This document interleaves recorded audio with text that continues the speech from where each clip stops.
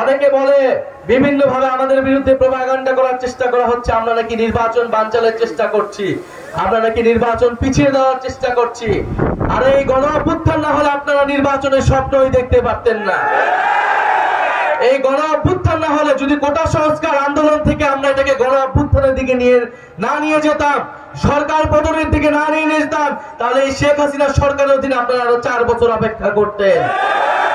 ফলে বাংলাদেশের মানুষের ভোটাধিকারের জন্য, গণতন্ত্র প্রতিষ্ঠার জন্য কোটা সংস্কার আন্দোলন থেকে এই আন্দোলনকে আমরা গণ অভ্যুত্থানের দিকে নিয়ে গিয়েছিলাম। ফলে অবশ্যই আমরা নির্বাচন চাই, আমরা ভোটাধিকার চাই, আমরা মানুষের মত প্রকাশের অধিকার নিশ্চিত করতে চাই। কিন্তু আমরা বলেছি শুধুমাত্র ভোটাধিকারের মাধ্যমে, শুধুমাত্র এক সরকার থেকে আরেক সরকার পরিবর্তনের মাধ্যমে আপনার আমার জীবনের কোনো পরিবর্তন হবে না। আপনার আমার জীবনের পরিবর্তন হবে যদি সংস্কার হয়, যদি অর্থনৈতিক সংস্কার হয়, যদি শিক্ষা ব্যবস্থার সংস্কার হয়, যদি স্বাস্থ্য ব্যবস্থার সংস্কার হয়, এবং যদি প্রকৃত গণতন্ত্র আমরা নিশ্চিত করতে পারি।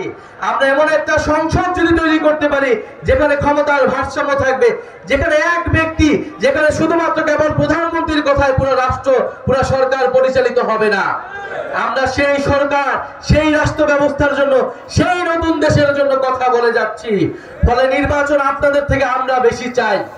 আমরা সংস্কার চাই, বিচার চাই এবং নির্বাচন চাই, এবং সর্বোপরি মানুষের ভাগ্যের পরিবর্তন চাই।